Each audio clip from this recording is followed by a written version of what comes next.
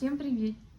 Я сейчас писала в свой дневник размышления на тему, что нам делать сейчас, когда все нестабильно, и в чем смысл вообще в нашей жизни. Потому что я сталкивалась с таким состоянием, что ничего не имеет смысла, что все так нестабильно, то, что сейчас происходит в мире, все так ужасно, что никакого счастья как будто быть не может, никакой перспективы, и что все бессмысленно, и мои действия вообще никакого смысла не имеют. И я выбралась из этого состояния, и я поразмышляла на тему, почему вообще возникает это чувство, состояние, и что нам делать сейчас в таком нестабильном, странном мире.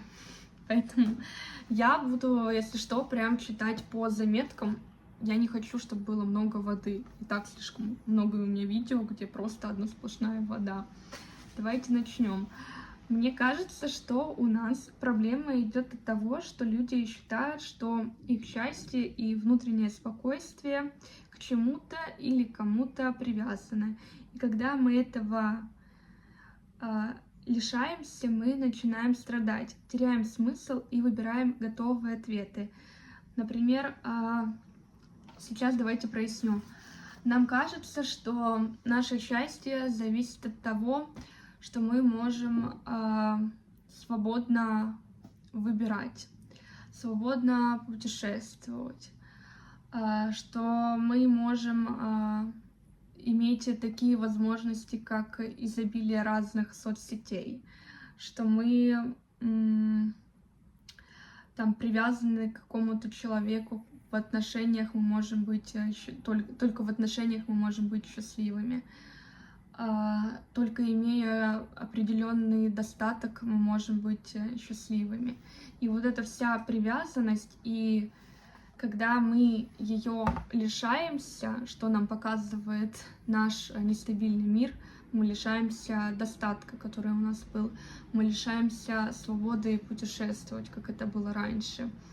Там, может, мы выходим из каких-то отношений, расстаемся, теряем человека, и из-за этого нам кажется, из-за того, что мы были привязаны к этому и считали, что в этом и есть наше счастье, и когда мы лишаемся, мы чувствуем, что мы теряем это счастье, и пытаемся потом найти вот эти готовые ответы для себя, в чем же счастье. Например, в религии мы начинаем уходить в религию, мы начинаем искать ответы, может, в пропаганде, которую нам транслируют, что...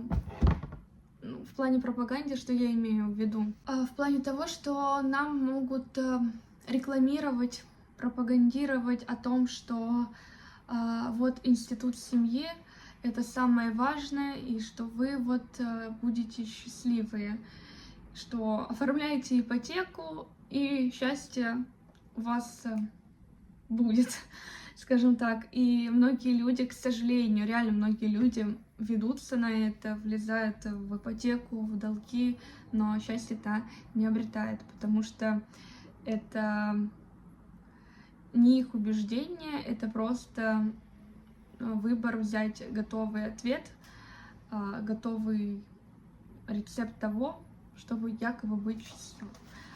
Я не знаю, я надеюсь, что я правильно объяснила вам. То есть мы выбираем готовые вот эти ответы, чтобы вернуть себе смысл жизни. И мы не видим, а точнее не смотрим на жизнь, как она есть, а смотрим через призму своих убеждений и ожиданий. У нас у всех очень много каких-то убеждений, которые мы получили с детства. Это могут быть также культурные убеждения. И у нас очень-очень много ожиданий от жизни. И вот это все ведет на самом деле нас к страданию, потому что мы не смотрим на жизнь объективно, на жизнь так, как она есть на самом деле. Мы надеваем на жизнь какую-то маску, какие-то свои убеждения и смотрим через эту призму. И когда жизнь, наши ожидания, мы разочаровываемся и начинаем страдать. И проблема не в жизни, в том, что она такая, какая есть, а проблема в том, как вы на нее смотрели. И поэтому важно работать над своим внутренним состоянием и также связывать свое тело с сознанием. И мы можем бесконечно много работать над своим внутренним состоянием, над своими мыслями, но нужно также не забывать про свое тело, потому что в йоге, например, считается, что сознание и тело — это все тесно связано между собой, и нужно выполнять. Вот мне кажется, вот чтобы обрести какую-то внутреннюю гармонию, просто найти какой-то, не знаю, хоть немножко какого-то исцеления в нашем мире сейчас, это начать выполнять практики духовные. Но, ребят, это правда работает, реально работает. Это заниматься спортом, потому что если в вашей жизни вообще никакой спорт не присутствует, то ваше тело, я не знаю, ну как будто не принадлежит вам, оно вот просто существует, просто вот какая-то туша ходит по этому миру. Извиняюсь, если грубо, но правда. И спорт это может абсолютно быть любой. Это не значит, что вам нужно идти в спортзал и заниматься там. Это может быть просто прогулка, ходьба, бег, любые йога, пилатес. Да, любые виды спорта, их очень много, там, не знаю, теннис большой, маленький, не знаю, что еще. Любой вид спорта, который вам по душе. Это, в принципе, изучать себя, в какой-то степени хотя бы немного саморефлексировать и делать фокус на себя, а не на чужую жизнь. Нужно перестать залипать в социальных сетях за просмотром чужой жизни и сравнивать себя с другими. Или смотреть на каких-то своих соседей, знакомых, как они живут, и, не знаю, завидовать им. Сделайте фокус на себя. Это то, что вот сейчас, мне кажется, необходимо в нашем мире, чтобы не уходить в какую-то депрессию, в какие-то страдания. И очень важно работать над своим мышлением, сделать фокус на свое мышление, не находиться в какой-то иллюзии, воспринимать и смотреть на жизнь такая, какая она есть в реальном мире, не жить где-то в прошлом, не строить какие-то ожидания на будущее. Искать счастье внутри, а не в чем-то или в ком-то. Да, наш мир, он сейчас максимально нестабильный, максимально просто непростой, и в ловушку, в депрессии, мне кажется, сейчас очень легко впасть, и мы многое на самом деле просто лишаемся сейчас, все становится на самом деле, кажется, труднее. И нужно сейчас задавать себе такой вопрос, что вы можете сделать сейчас, что из того, что сейчас происходит, вы можете извлечь это для себя. И, наверное, приведу на своем примере. Мы сейчас с вами лишились доступа, скажем так, к мировому интернету. Многие соцсети для нас стали недоступными или тяжело доступными. И раньше из-за того, что у меня была привязка к соцсетям, мне казалось, что это делает меня, не знаю, каким-то счастливым, что это имеет для меня какую-то важность.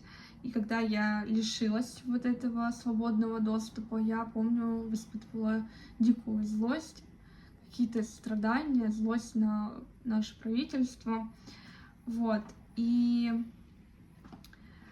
это привело к тому, мне кажется, я просто нашла в этом плюс для себя, выгоду, в том плане, что окей, значит, я откажусь от соцсетей, и вместе с тем я откажусь от маркетинга, которого сейчас очень стало много, и у меня даже пошла... Сейчас я это, конечно, не испытываю, я просто игнорирую, но тогда у меня была даже злость, какой-то один негатив к маркетингу, потому что каждый второй инфлюенсер что-то рекламирует, и везде так стало много рекламы, каждый второй это СММщик, маркетолог, и все в этом духе, и мне стало до того просто уже противно от того, что вся жизнь просто один сплошной какой-то маркетинг. И даже и вот в этой среде, где нас лишили соцсетей, лишили вот доступа к, скажем, к мировому интернету, назовем так, я нашла для себя в этом плюс. Я поняла, что окей, значит, я буду меньше сидеть в соцсетях и сделаю фокус на себя, на свои интересы. И я не скачиваю сейчас никакие сторонние приложения.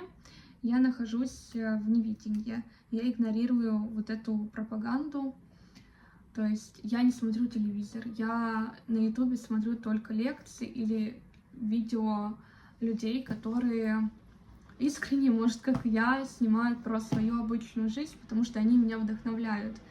Но в каких-то других соцсетях я не нахожусь. И я работаю над своим состоянием, то есть того, что нас лишили вот этих, скажем, всех благ, как мы считали, всех соцсетей, всех таких возможностей удаленных. Я нашла для себя в этом выгоду. То есть, окей, я, значит, буду находиться больше в настоящем моменте, я сделаю фокус на себя, на свои интересы, я буду больше, значит, читать, я буду больше смотреть лекций, я буду больше гулять, буду больше общаться, у меня будет больше в жизни живого общения, я буду больше посещать какие-то мероприятия. То есть моя жизнь будет тогда сосредоточена на реальной жизни, а не на цифровой.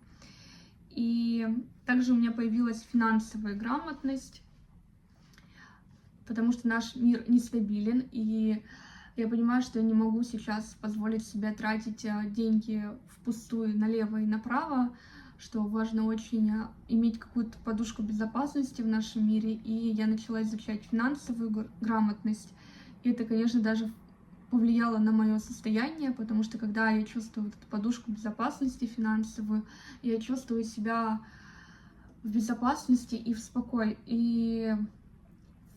спокойствии. Вот. И я стала больше читать, у меня стала качественная как будто бы жизнь, потому что я сделала фокус на себя, и у меня, соответственно, стало качественное питание, качественный режим сна, качественное получение информации, качественное общение. Я стараюсь сейчас хвататься за любую возможность, где я могу как-то вырасти в развитии, где я могу как-то заработать, где я могу как-то себя проявить. Я стала, наверное, жадная на эту жизнь, я ценю эту жизнь, ценю свой каждый день. Но самое главное, у меня нет никаких ожиданий и никакой привязанности. Я понимаю, что сейчас, да, вот такой вот мир очень странный, очень нестабильный, и я в нем живу.